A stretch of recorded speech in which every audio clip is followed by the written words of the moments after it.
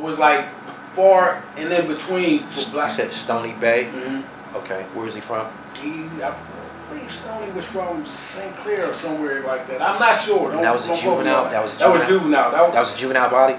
Yeah, that was okay. Juvenile. You know what so I mean? you caught one as a juvie? I caught one as a juvie. 17? 16. 16? Yeah.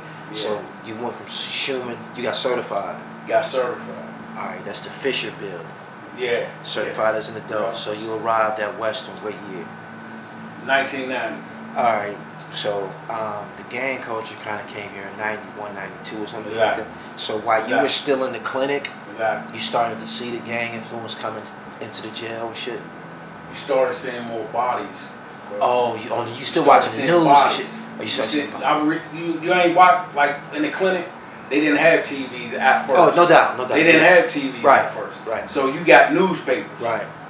That's, you know so what I mean? you're reading your peers killing each other. And I'm like, damn. I'm like, you know what I mean? I'm like, damn,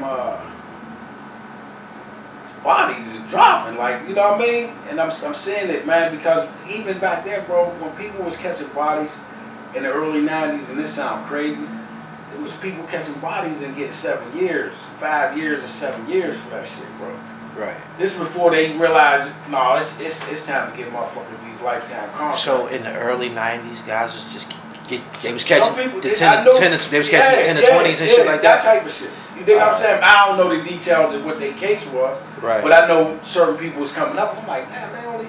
But I couldn't say that because I had got a 3 to 9 for my involuntary. All right, when all of this shit like sort of flared up, was this a feud between two? When you said bodies started to surface, was this a feud between neighborhoods or what? How did this shit start developing?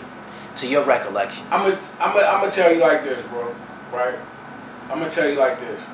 It started right after I went in, and it escalated when I was coming home, bro. You know what I mean? And while I was in, I didn't have respect for whatever the gang situation was out there, bro. Right. Because I was a hustler. Was that because it was maybe adapted from another culture? Maybe because it came from someplace else? Because we always had project neighborhood crews and shit. That was like regular shit. Well, I'm gonna tell you like this. As I was getting into the game, you know, converting from selling weed to selling powder coke to selling crack, in around 87, bro, is when Colors came out. And I went to Oakland to see Colors, bro. And when I seen what was going on with Colors, bro, before that, right, you know, the little gangs was just little homies, you know what I mean, saying that, because it was always groups that said they was gangs, bro. Project shit. Everywhere, bro. Yeah. You think I'm saying? The Hill had their own crew. Mm-hmm. Everybody had Homewood had their own crew. Northview Heights had everybody. It was already, always. It was always, bro. Every that was nothing like new. That, no but when Colors came in, it put a color behind the Pittsburgh gang mentality. So are you saying that Pittsburgh adapted the color thing before they actually started to say we Bloods and Crips and shit like that? Did the Hill start wearing red prior? Like, nah, all that shit came after the movie Colors came out, after crack came into play. You know what I mean? And like I said, a lot of that shit, bro, I didn't even care about. I didn't care about who did. I didn't have respect. But you felt that the movie influenced people around you. When I was locked up and seeing the bodies drop and shit like that, of course I was like, yo, it had to be behind. You know what I mean? It had to be. Right. You know what I mean? Because we had 9A Posse, bro. The 9A Posse was a group of individuals that got out of school every day from all neighborhoods in Pittsburgh, bro. And all their thing was it pitching in for wine, getting high, and knocking out motherfuckers. You know what I mean? Yeah. Victimizing people, bro. Just running in a massive squad. Starter jackets. Exactly. You know what I mean? That's what our gang mentality was, bro. You know what I mean? So, like, me having a bad experience with a couple of them dudes in 9A Posse, I went out on my own and started being more on my own as far as selling drugs and everything. You know what I mean? Because when I started selling drugs, I tried to bring it to the 9A posse. They try to make, you know what I mean? We can make money off this shit. Yeah. You think what I'm saying? And I end up getting drunk to the point, you know what I mean? Not remembering shit, and getting robbed. So that's what kind of pushed me away from. I don't want to be with groups and all that shit. Right. You know what I mean? I didn't feel. You know what I mean? Lesson learned. It was a violation. Yeah. So I was just like, man, fuck them. I got my little sacks of weed. This is what I'm doing. And when I went and seen the movie Colors, bro, it was just like a whole new experience of life, bro. Because you ain't here. I don't care who you was, bro. Everything in the 80s and shit like that, bro, you always heard about New York. You always had a cousin or something that went to New York for the summer and came back and told you. Hottest sneakers ever. You think I'm saying? Yeah. You be like, damn. Yeah, you always heard about New York. You never heard about what was going on in LA, bro. Right. You know what I mean? Because it was on the other side of the world, bro. You know what I mean? So right. You never heard. So when Colors came in, you know what I mean? And I started seeing their culture. I'm like, yo, this just some shit. So, it was powerful. Yeah. So my 2-year reign of doing, you know, selling cracking out there, and then me getting locked up. When I started seeing what was going on, and I started hearing Bloods and Crips and Law, you know, because it wasn't just Bloods, Crips. So how did the neighborhoods become Blood and Crips? How did they? This is who we is and shit, like, because this is what I want to give some history to it. This is what I heard. To my recollection, it was two friends, Crips and Bloods. We'll get to that. Crips and Bloods, when they came to the East Coast, I consider Pittsburgh the East Coast. They came here. This is one of the cities that they came to first. The non-trade situation, that's 1993. They were here before that. So how did that happen? To your recollection? Like I said, bro, I'm locked up. Okay, I know you heard it. I'm locked up. And what I heard was it started from two friends, bro. You know what I mean? Whether people came from LA or whatever it is, I don't know. That's possible because crack brought all kind of people to Pittsburgh. Okay. It brought LA people. The dude I showed you Panama that was trying to kidnap me, he was from LA. So it brought people from LA here. And I heard it was two friends that fell out, and one adapted to one color, the other adapted to the other color. You think what I'm saying? Right. Now if that's fact, I can't, you know what I mean? I'm speaking out of my term. Okay. You think what I'm saying? Because I can't tell you specific name, I can't tell you what specifically happened because I don't want to misquote, I don't want to, you know what I mean? I don't want to disrespect. You know what I mean? Any code. I was a hustler, bro. So, okay. I was a hustler. But when I came home, let me say this though, bro. When I came home, I come home in 92. Right? I came home in 92, and like I told you, bro, my thing wasn't about gangs, bro. I was a hustler. You know what I mean? So when I came home, I had a little cousin that came to see me. And he had Crip burned into his flesh, bro. You know what I mean? Right. So I'm like, what the fuck? You know what I mean? What the fuck wrong with you, man? Getting that shit burned into your fucking flesh, man. And he was like basically telling me, nah, man, this shit is this and that. This shit real, bro. And we went on a ride, bro, to the north side. And we went to the north side, we got approached.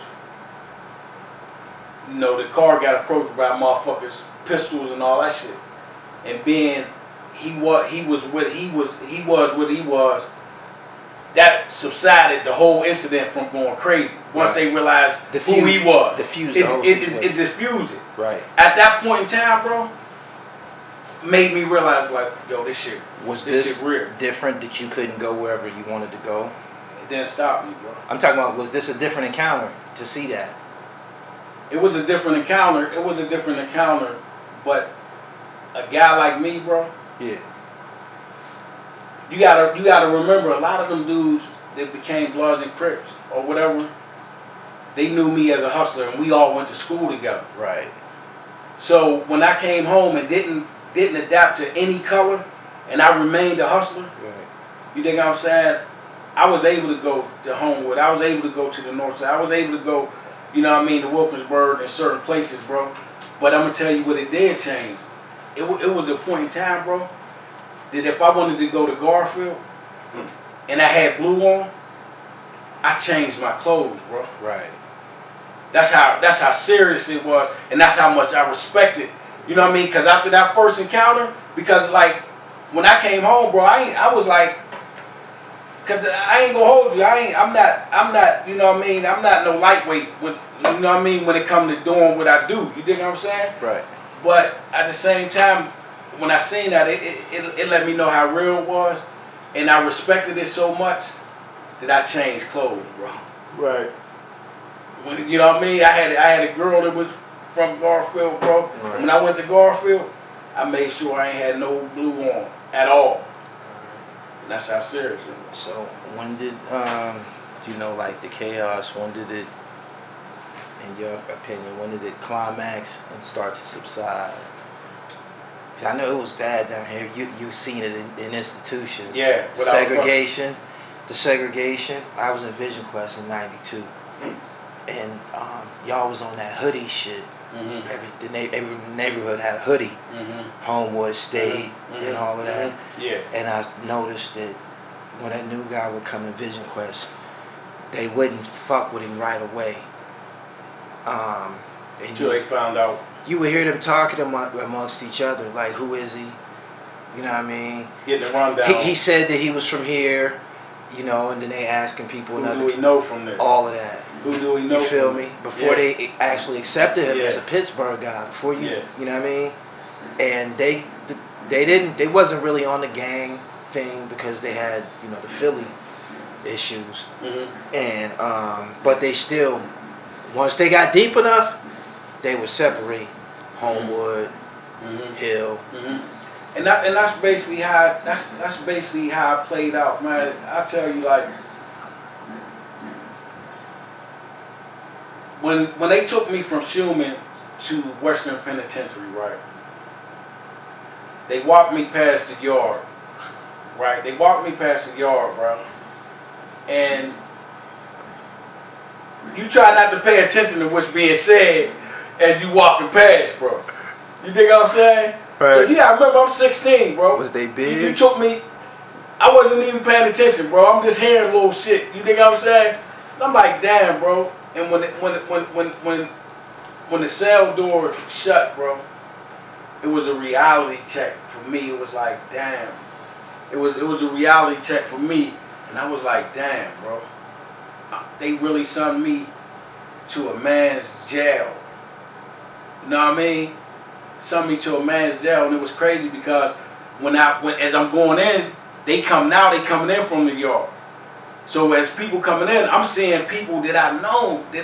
I'm like, damn, bro. I was naive to jail, bro.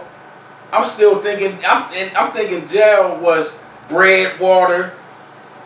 I was naive to all that shit, bro. So when I went, and the very next day, I go to the infirmary, and I'm sitting in there, and the dude, it was a big dude that was in there, and it was old heads. They was talking about the gang situation, how, you know what I mean, how the gangs done fucking up this and that, and I chimed in, and I said, you know why we are the way we are, and you saying we fucking up the game? I said, because y'all was black militant, robbing banks and doing whatever y'all was doing, trying to stand up for us and getting locked up, and y'all left a lot of single mothers out there. You know what I mean? And y'all left us to fend for it ourselves. And as I was saying that, it was a dude named Cannon that was in there. And he was like, you RAE ZELLOUS? And I'm like, yeah. He said, I'm Oliver Beasley's man. He told me to take care of you, look out for you while you in here and shit. You dig what I'm saying? So it was like, when I finally went to the yard, bro, it was crazy to see how many of the people in the neighborhood that I was missing and didn't know where they was at. They was caged up, bro. Didn't even know they was gone. Didn't even know they was gone, bro. They was caged, bro. You know what I mean? And then Once I fell, and 4 or 5 months later, bodies start dropping, and younger and younger age people start getting locked up. You know what I mean? Because I was there, I was 16, bro. You know what I mean? And I was tried as an adult. So I was the youngest that was in the penitentiary. And in the wall, I was the youngest in there. So then people start coming in 18, 19, you know what I mean? With bodies. So it was new. Was there a high profile incident during the course of your adolescence that maybe the news felt was like, you know, this shit is getting way out of control? I mean, with my case, bro, you know, with my case, it was an accidental death. But it was so unheard of, bro, that the first DA that was on the case was like, yo, I just don't know what to do with the case. It never happened. This never happened before. I don't want to put my hands on it. So I can only imagine what the system was going through when, you know, a bunch of young guys just started, you know what I mean, coming in. You know what I mean? Because, you know, once they coming from the streets, they turning the jails up too. Right, yeah. You know what I mean? I know, but was there a certain catalyst, certain incident that you can remember, it might have made the news, that affected, you know what I mean? The only thing that I recall was when the guys from Lorimer got indicted. When that happened, right, it kind of changed the course. It kind of changed the course of, you know, the gang situation, because you had a lot of dudes that would hide their colors, bro. They would be what they was, but being the police was trying to pick out who was what part of what group. right. You think I'm saying? You may not see the rag visually, but you knew who they was. You know who they was claiming and where they was. And them catching that case, bro, was something like, it was crazy. And then I tell you what, I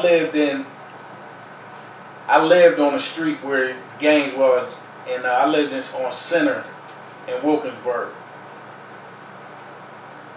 In the crib I lived in, there was gang activity below me. Bro, I had guns in every room, from bathroom, bedroom, kitchen. You know what I mean? Because I was expecting them to one day come up in this joint. You think I'm saying? And so the one time I was actually going down the street, bro, and there was a red light there. This specific time, I stopped at the red light. I normally didn't stop in that area, bro. I ran the light and everything in that area, bro, because that's how vicious it was. I stopped, and when I looked over, bro, it was just a bunch of motherfuckers in black. This is like, you think I'm saying, on the porch, and I'm like, so the whole culture, the gang culture, it affected me, but I was doing what I was doing, bro. I was who I was, and I was doing what I was doing. The Lorimer situation, was that a RICO case? Yeah. Was that the first, they were like the first time, I don't know, youth gang situation where they gave them that racketeering case? Yeah, the racketeering case, yeah. What year was that? That had to be 93, because I ended up going back to the penitentiary. I got out in 92, and I ended up going back in 93. And a lot of them was being, you know, they was getting locked up. Right.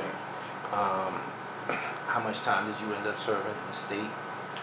In the state, I ended up serving 3 the first time, 7 the second time.